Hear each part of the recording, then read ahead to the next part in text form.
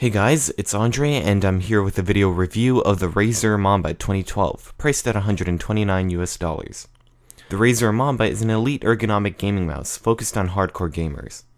The packaging is extremely elegant with a glass-like box encasing the floating mouse. The back displays a summary of the many features of this mouse, which will all be covered in this review. Taking off the paper sleeve reveals all of the accessories that come with this mouse. Documentation includes a certificate of purchase, a quick start guide, a master guide, and of course, a Razer sticker. Within the box are 3 compartments. The first includes a 2-meter long braided USB cable with gold-plated ends. Next up is the charging dock. And last is the battery and battery cover. Opening the glass case reveals the mouse, propped up on a plastic stand. The mouse features a matte rubber finish on the top and sides, with a glossy accent between them. The Razer logo is subtle and the design overall is very classy and minimalistic. The mouse has 7 programmable buttons, including left and right click, scroll click, 2 buttons on the top and 2 on the left side. The sides of the scroll wheel glow a color of your choice, and on the left side there is a battery level and sensitivity indicator. These lights turn off when idle for 1 minute to conserve battery power. Under the mouse, you will find the battery cover, on-off switch, cable eject switch, and pairing button. The mouse is quite large in height and length, being slightly longer than an iPhone 4S and 1.4 inches in height.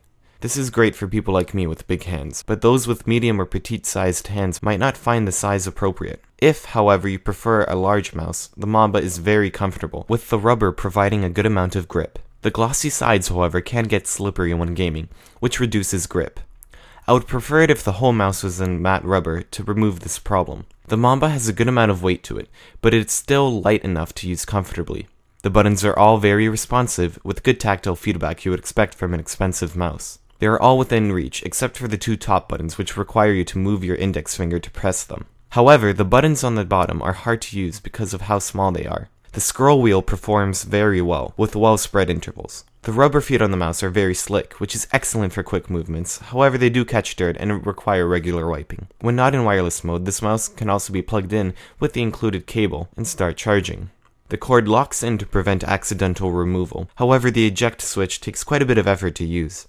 The cable is very durable, and its length allows you to use it within a considerable distance from your computer. The charging dock is light and made of glossy plastic, which is prone to fingerprints and scratches. The rubber base keeps the dock from moving. On the front of the dock is a pairing button to sync with the Mamba and 2 prongs to connect your mouse to. On the back is a mini USB input, which firmly connects the cable to the dock and is easy to remove. The bottom of the dock is wrapped by a glowing band, which lights up in a color of your choosing. When docked, the mouse is securely attached and can only be undocked by lifting it up. The dock pulsates and the mouse's battery indicator cycles to indicate charging. The mouse has about 16 hours of battery life with continuous gaming, which I found to be very limited, having to charge the mouse once every 2 days or so. However, because of its hybrid functionality, when the mouse loses charge, I simply plug it in and continue using it.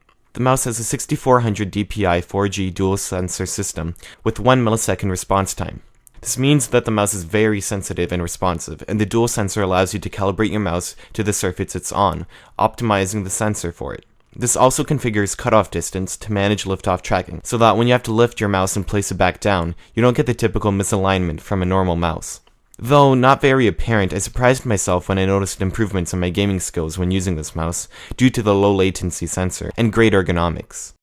Despite all of these great factors, the mouse isn't perfect. When initially setting up the mouse, I had a lot of problems getting the dock to recognize the mouse, and I also had trouble connecting to the mouse even in wired mode, with my computer not recognizing its input.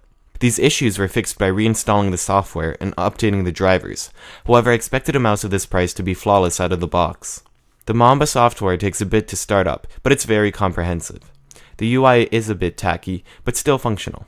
From the software, you can assign multiple profiles to the mouse and individually assign each button to a specific function, from single keys to specific macros. You can also change the DPI directly from the mouse, which is great for snipers while gaming.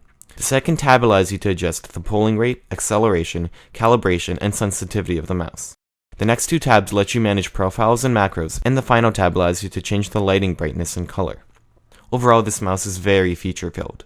Its attractive and ergonomic build quality, fantastic sensor, and comprehensive customization definitely live up to Razer's elite title. Software could use improvement, but it's still functional. Any gamer interested in maximizing their gaming capabilities would be very pleased with this mouse, as long as they're willing to look past the price tag. If you enjoyed this video, please give it a like. Thanks for watching.